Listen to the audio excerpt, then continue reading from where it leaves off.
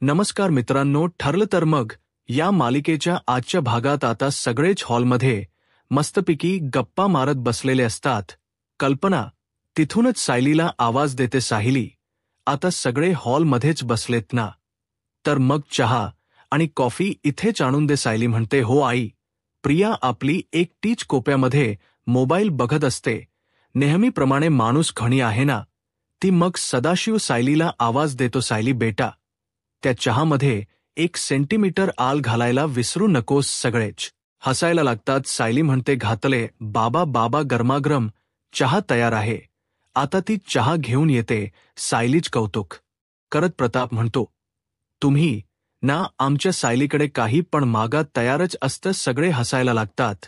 लगेच मैनावती म्हणते, भाऊ तुमची सायली काय आमची पण लेक आहे.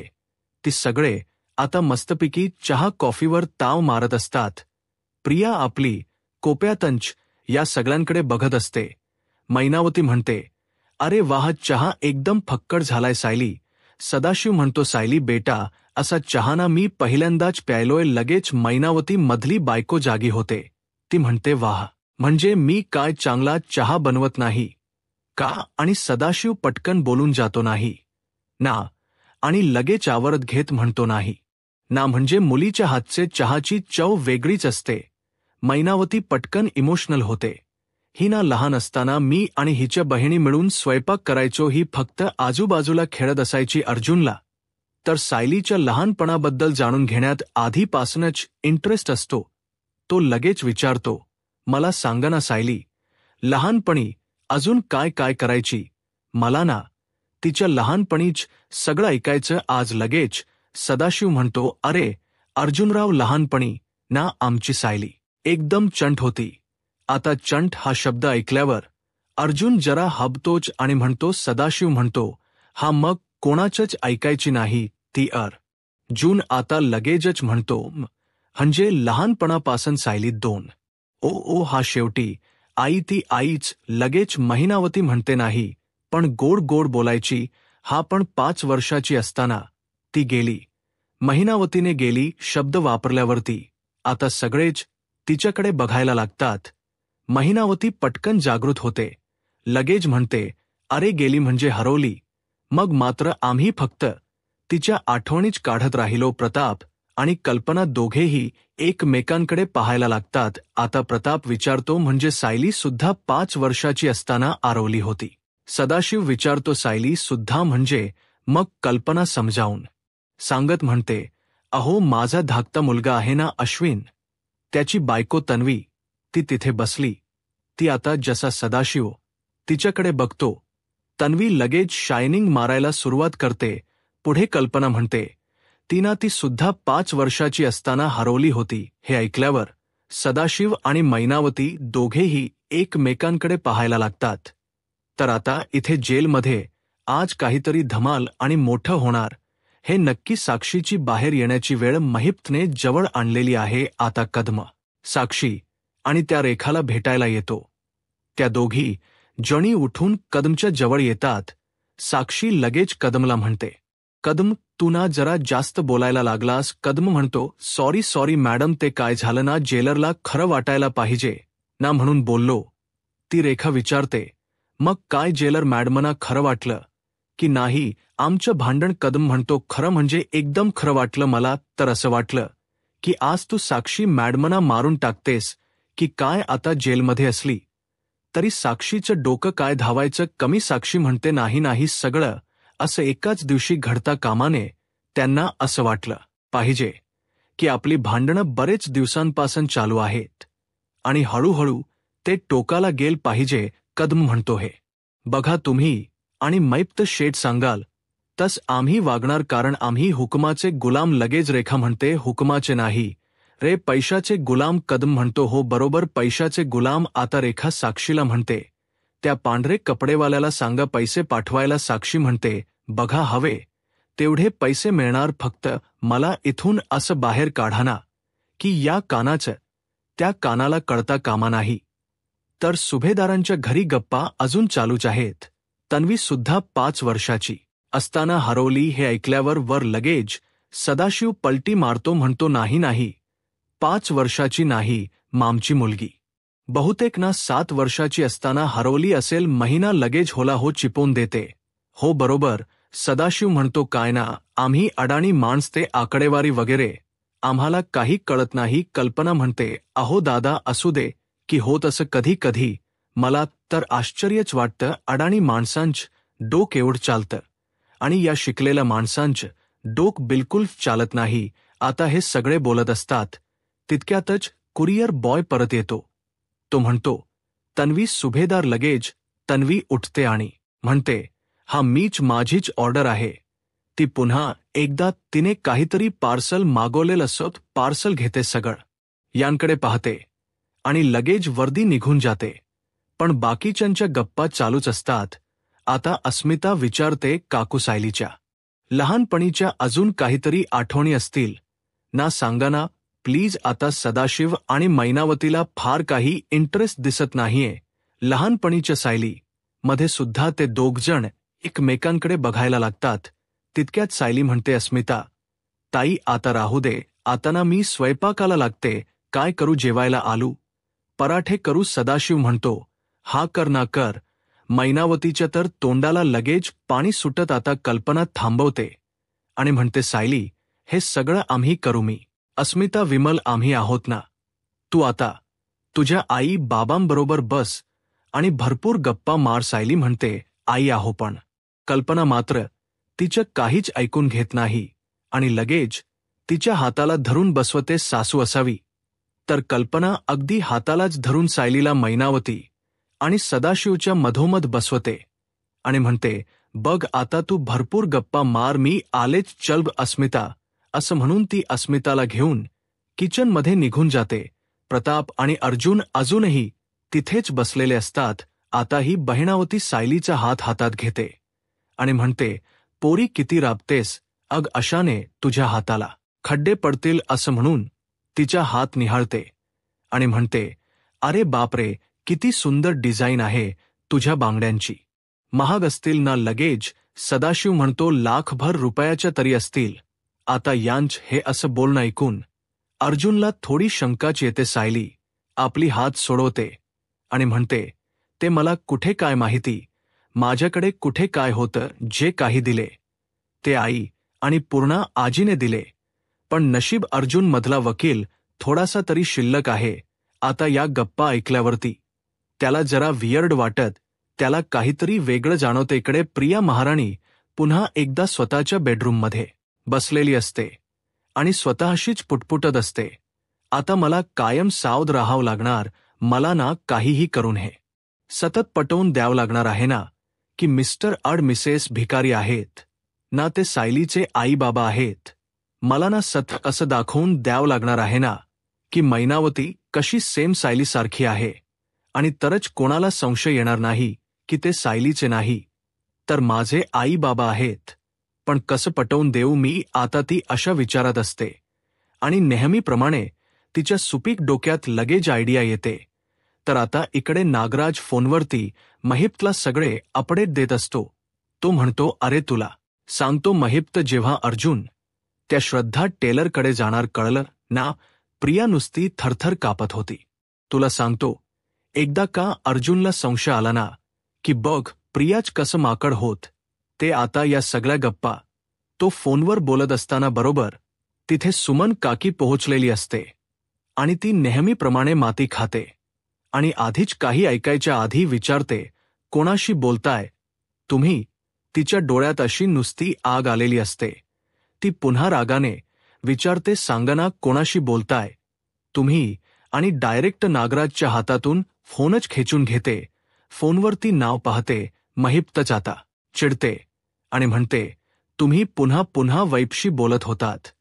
पण नागराज काय सुमनला घाबरणार आहे, तो तीच या हातातून परत फोन काढून घेतो आणि तिच्यावर खेकसून म्हणतो, मी कोणाशीही बोलेल, वाटेल त्याच्याशी बोलेल, तुला काय करायचंय.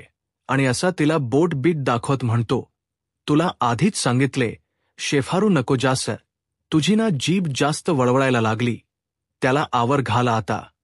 आणि तिकडून जायला निघतो. सुमन आता त्याला पटकन पकडते आणि थांबवते आणि सुमन विचारते, तुम्ही मला एक सांगा, तुम्ही मला मुद्दामून त्या श्रद्धा टेलचा पत्ता अर्जुनला द्यायला सांगितलात ना? अहो काय शिस दिसतंय काय? तुमच्या डोक्यात नागराजला आता कळतं की सुमन किती पण साधी बोळी असू दे, तिची पण ट्यूब हळूहळू पेटायला लागली. तो लगेच वैतागत म्हणतो, माझ्या डोक्यात काही शिजत नाही, कळलं ना? माझ्या भानगडीत पडू नको सुमन, मी तुला आधीच सांगितले. सुमन तोच शब्द उचलते आणि म्हणते, अच्छा म्हणजे काहीतरी भानगड आहे हे तुम्ही मान्य करताय? अहो जरा तरी लाज बाळगा. आता नागराज असा पिसळतो आणि डायरेक्ट सुमनवरती हात उचलतो. तितक्यात एंट्री होते प्रतिमाची. प्रतिमा म्हणते, भाऊजी काय चाललंय? तुम्ही सुमनवर हात उचललात? नागराज लगेच घाबरून हात खाली घेतो. नागराज आता आवरावर करत म्हणतो, ते ती मला. प्रतिमा ओरडते आणि म्हणते, नाही, मी कारण विचारलेलंच नाहीये. कितीही आणि कसाही राग आला तरी बायकोवर हात उचलायचा नाही म्हणजे नाही. तुमच्या दादांकडून काही शिकलं नाहीत का हो तुम्ही? आता नागराज काय बोलेल, दादाकडून काय शिकलाय? तो आपला सॉरी बोलून टाकतो. माझा जरा चुकलंच, हात नको उचलायला पाहिजे होता मी सुमनवर. पण हे वाक्य बोलताना त्याच्या मनातून काही सॉरी दिसत नसतं.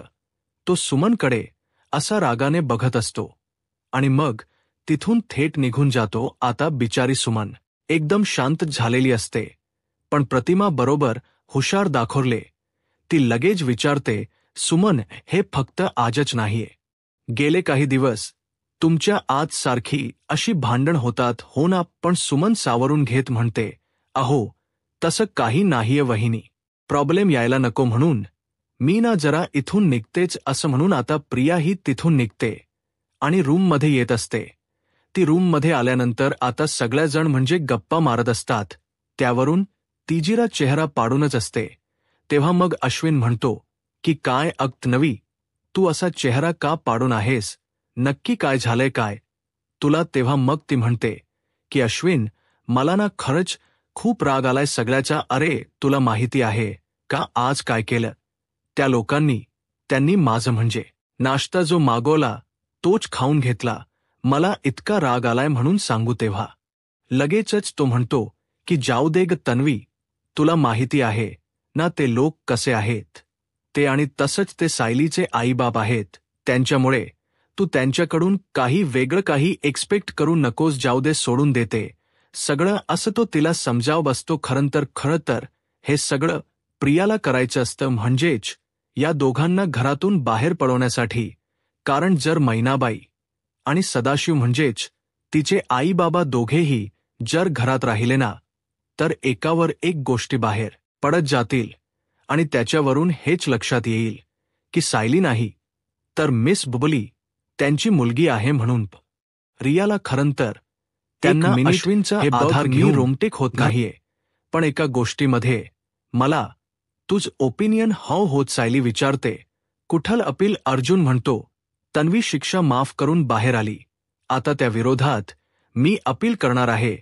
ती जर कायदा वापरून बाहेर आली तर त्याच कायद्याचा वापर करून मी तिला तिची शिक्षा पूर्ण करायला लावणार. सायली विचारते, असं होऊ शकतं? अर्जुन म्हणतो, होऊ शकतं, कॉम्प्लिकेशन आहेत, पण होऊ शकतं. नशीब आता यांनी काहीतरी वेगळं दाखवल.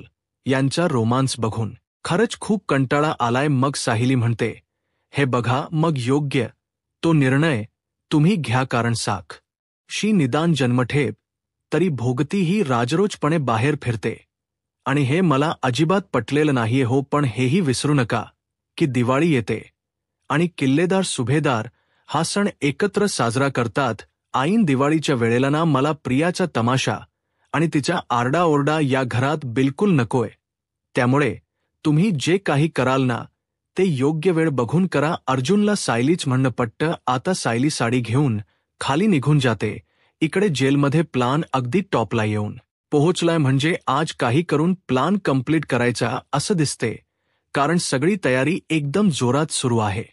साक्षी त्या हवालदारला विचारते, ते जाऊ दे पण कधी येतात ते? कदम म्हणतो, ते मी मगाशी फोन केला होता ना तेव्हा गाडीत होते, कधी पण येतील ते. तितक्यात महिप्त तिथे येतो. आता साक्षी म्हणते, तुम्हाला सांगितलं होत ना इमर्जन्सी आहे, काय इतका वेळ लावला? महिप्त म्हणतो, कसली इमर्जन्सी? परत तुमच्यात भांडण झाली की काय, पण पुढचे काही दिवस तुम्हालाही ही भांडण चालूच ठेवायचेत. साक्षी म्हणते, अहो आमच्यात भांडण होतातच, पण त्या जेलरनी सांगितले की मला आणि रेखाला आता वेगवेगळ्या सेल मध्ये ठेवणार म्हणून. महिप्तना काही म्हणा गुंड असला ना तरी त्याचे डायलॉग टायमिंग इतकी भारी आहे ना. तो लगेच म्हणतो, ही रेखा कोण? आता ती रेखा वैतागते आणि म्हणते, मी रेखा अहोला पैसे देता, तीच नाव तरी माहीत असू द्या. महिप्त म्हणतो, ठीक आहे ठीक आहे. साक्षी आता घाबरलेली असते कारण सेल वेगळा होणार. ती म्हणते, अण्णा आम्ही दोघी जर वेगळ्या सेल मध्ये गेलो ना तर आपण जो प्लान केला तो वर्कआउट कसा होणार? महिप्त असा 2-3 मिनिट विचार करतो आणि म्हणतो, खरं तर अवघड आहे, पण महिप्तसाठी अवघड नाही. काहीतरी मार्ग निघणार. आता महिप्त त्याच डोक चालवतो आणि म्हणतो, कदम रेखा तू आणि साक्षी काहीही झालं तरी आज जेलमध्ये साक्षी शिखरे मरणार, 113% मरणार. साक्षी आता घाबरते आणि म्हणते, आज रात्री अहो पण अण्णा माझ्या जागी जी बाई मरणार आहे ती अजून सापडली कुठे? महिप्त आता काहीच बोलत नाही, जरा हसतो तो आणि नजरेनेच बाजूच्या सेलकडे लक्ष देतो.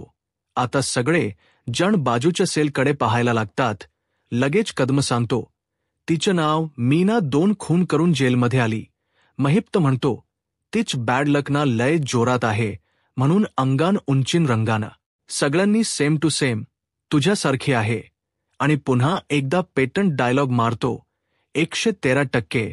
तर आता प्रियात या सदाशिव आणि मैनावतीच्या रूममध्ये येते आणि रूमची अवस्था तर बापरे अशी खराब करून ठेवलेली असते. प्रिया इकडे तिकडे पाहते आणि म्हणते, मिस्टर अड मिसेस भिकारीने रूमची अवस्था किती गाण करून ठेवली आहे. ही अशी रूम जर कोणी बघितली ना तर कोणालाही संशय येईल की हे खरं सायलीचे आई बाबा आहेत की नाहीयेत. सायलीची आई कशी टापटिपवी, पण हे काय सगळं आता फक्त मैनावती आणि सदाशिव हे सायलीचे आई बाबा आहेत हे सिद्ध करण्यासाठी का होईना प्रियाच्या हाताने थोडसं तरी काम केले. आता प्रिया स्वतः स्थिती रूम आवरायला घेते, एक एक करून सगळ्या वस्तू जागच्या जागी ठेवून सगळी स्वच्छता करत असते आणि बघता बघता रूम एकदम चकाचक साफ करून ठेवते आणि म्हणते, आता कशी सायलीच्या आई बाबांची खोली वाटते. आता ती तिथून निघणार तेवढ्यातच कल्पना आणि सायली दोघी जॉनी रूममध्ये एंट्री घेतात. प्रियाला त्यांच्या खोलीत पाहून कल्पना आणि सायली दोघींना आश्चर्य वाटत सायली म्हणते, तू इथे काय करतेस? मी तुला सांगितलेलं ना माझ्या आई बाबांपासून दूर राहायचं. कल्पना पण लगेच आग ओकत म्हणते, तन्वी मी तुला आधीच सांगते, तू आता त्यांना काहीही वाकड तिकड बोलायचं नाहीयेस. आता प्रिया परत तिच्यान नौटंकीच तिकीट बाहेर काढते आणि म्हणते, तुम्ही दोघी माझ्याबद्दल फक्त वाईटच विचार करताना. अगं सायली, मला खरंच खूप आनंद झालाय की फायनली तुझे आई बाबा सापडले हेच सांगायला मी इथे आले होते. आता सायली तिला विचारते, हो का? मग ते दोघे इथे नाहीयेत हे कळल्यावर इथे का रेंगाळलीस? आता मात्र प्रियाकडे काहीच उत्तर नसतं. ती सायलीकडे बघत राहते. सायली तिला पुन्हा पुन्हा नजरेने विचारत असते, बोल ना, काय बोल. प्रिया काय बोलणार की मी रूम साफ करायला आले होते. तर मित्रांनो, पुढील भागामध्ये आणखीन एक धमाका दाखवला. नागराज आता सुभेदारांच्या घरी आलेला असतो. सगळे जण डायनिंग टेबलवर बसलेले असतात. प्रिया मात्र कोपऱ्यात उभी असते नेहमीप्रमाणे. आता प्रताप नागराजला म्हणतो, हे ना आपल्या सायलीचे आई बाबा सदाशिव लोखंडे आणि मैनावती लोखंडे. आता नागराज तिकडे मस्तपैकी बॉम्ब टाकतो. लगेच म्हणतो, यांच स्माईल ना अगदी ना प्रियासारखा आहे. सगळेच एकदम प्रियाकडे बघायला लागतात. प्रियाचे तर पार तंतरतेच. मग नागराज बाहेर जात असतो. लगेच प्रिया त्याच्या मागे मागे येते आणि त्याला काहीतरी बोलते. आता नागराज तिला म्हणतो, हे बघ, हा जो बघितलास ना हा फक्त ट्रेलर होता, पिक्चर अभी बाकी आहे. आणि पिक्चरच नाव काय असेल? एक मोठा बॉम्ब. तेवढ्यात घरातले सगळेच तिथे पोहोचतात आणि अर्जुन डायरेक्ट विचारतो, बॉम्ब कोणत्या बॉम्बबद्दल बोलतोयस? आता नागराज सुद्धा जरा गोंधळतो. तर इकडे जेलमध्ये महिप्तने त्याचा डाव टाकलाय. तो कदमला म्हणतो, तुला दिलेल्या पैशाची इज्जत ठेव, इथे कोणी चालनाही पाहिजे माझं काम होईपर्यंत. आणि मग तो त्या दुसरी जी लेडी असते मीना, तिच्या सेलमध्ये जातो आणि तिच्याचा गळा ओवळायला लागतो. तर इकडे साक्षी ओरडा करायला लागते. आता रेखा दिला म्हणते, एक गप ओरडू नको आता. तितक्यातच पोलीस स्टेशन मधले बाकीचे जे इन्स्पेक्टर जेलर वगैरे असतात त्या सगळ्यांचं लक्ष या आवाजाकडे जातं. आता पुढे काय होईल हे पाहायला आत्ताच माझा महाराष्ट्र या यूट्यूब चॅनलला सबस्क्राईब करा. धन्यवाद.